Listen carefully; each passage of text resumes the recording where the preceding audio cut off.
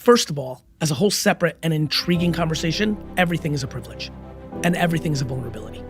And this is like an incredibly important subject to talk about. I think mental content is the ultimate privilege. Yeah. Amen. I think the second one is beauty. Yeah. I'm fascinated that we haven't gotten yet to attractive privilege. When I look at men and women navigate this world, there's nothing more clear to me in the privilege that, like they're like white male, I'm like, attractive privilege makes that shit look fucking minor leagues if you look at the data. So let's look at that then. But I want to go back because I don't want to lose it, and I will lose it because I know how we roll.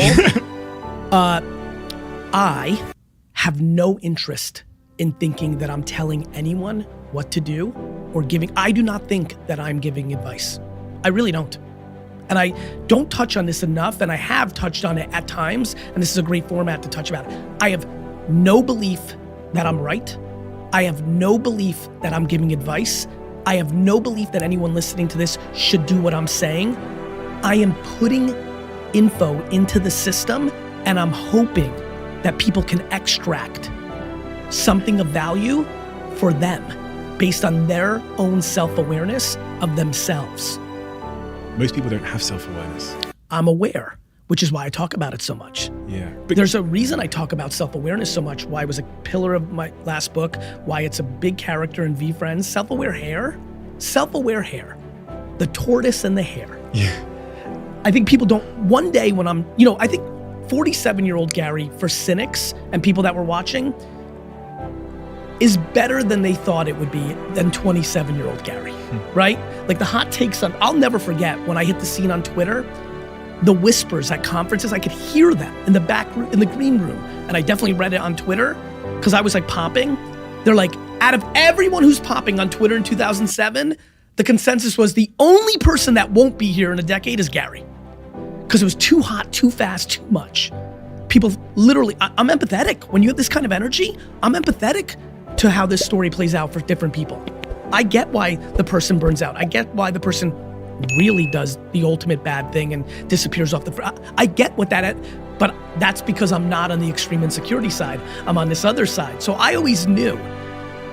But one of the things, I get a lot of like joy out of like knowing that so many people didn't think I'd be there and I'm at the top of it. Same way I feel about V-Friends. Nobody has a clue, including my inner circle, of how much thoughtfulness I did in character development. This is my Disney. This is my Sesame Street. Big Bird, Mickey Mouse, right? Optimus Prime, Pikachu. Like, self-awareness is profound. The story of the tortoise and the hare is profound to every listener of this.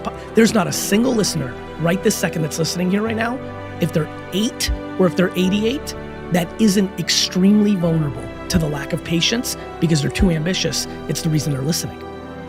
So self-aware hair, for me, is a phenomenal story I get to tell for the next 50 years. And I can't wait to make self-aware hair more famous than Gary Vee is today, because that will be the way I scale putting positivity into the world, V-Friends. And so I'm excited about that. But back to your point, my friend, as long as you come from a place of humility and understand that ego kills people. Yes, we have some luxury of mindset and communication, but for me, I don't think people should listen to me. I think people should listen to everything and try to find positivity and usability out of everything. And they should dismiss what is clearly negative and selfish, and they should triple down on everything that is selfless and positive. And that is the answer to your question that started here. What should people do? They should be very, very focused on trying to do the following. Lean in dramatically more to things that are positive. Your grandfather, podcasts, Upworthy.com. Lean into positivity. Then they should be on the awareness, eyes wide open, on is this delusional and lacks practicality? Like, if I just dream it, it will happen. No. Lean in, cut out. Literally, when this podcast is over, step back, audit your entire life from the people you spend time with, your family, your friends. Look at every person you follow. Are they triggering your insecurities for their own self-interest? Or are they trying to put love into it so that you go on and do your thing? Watch. Look for it. But whatever you do, back to like working out, like, protein. And, when Mike Vacanti's like, all right, you did a lift, like protein. I'm like, really? Okay. And like during COVID, I'm like, wait a minute, I'm starting to finally get some muscles. Oh, because I was doing protein as fuck after lifts and not after not lifts. I was doing it right. Here's something right for everyone. Cut out 1 hour of negativity, add 1 hour of positivity. If you're listening right now and you're like, ugh, social's such a drag, it's because you're in a drag mindset and the algos and the people you follow are following you. You know what my social looks like? Fucking sunshine. I'm being dead fucking serious. You know what my algos look like? Fucking sunshine. In the world of the momentum of darkness right now, sunshine. You know why? I choose to fight for positivity, but I refuse to not be grounded in practicality, which is why I've always thrown curveballs. Love everybody, it's all awesome. Fuck 8th place trophies. What, Gary, what? What? 8th place trophies lead to entitlement and fear of losing, and it fucks up kids. So like, it's kind of that juxtaposition. Practical positivity is something everyone needs to add more. And so back to your point, we are gonna put out stuff forever because it's how we're wired. The people who are listening right now, for a lot of them, they need to understand where they match with us and where they don't. You and I match on a lot of things. There's a lot of things we don't match on. The person on the other side needs to figure that out. You, I would argue, watching you from afar, we know each other, but not that deep. We haven't had those 6 hours that we need, that we will have in the next 50 years where it starts to get even closer.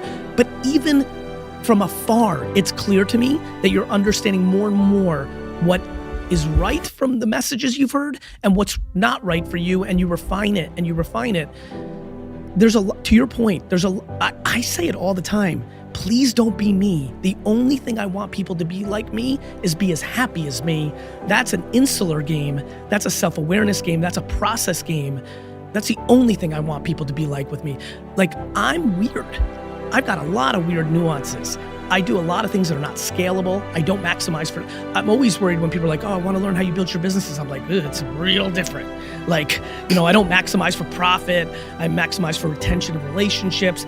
If you aren't as confident as I am, when those people leave and compete with you, you become grudge oriented and envy oriented instead of happy oriented. Like, I've got some weird elements that people can't run my playbook, but I couldn't run other people's playbook. So pay attention, find what works for you, try shit, try it multiple times. Steve said something you like, try it once. Didn't work? Steve's not an idiot. You don't suck, try it again.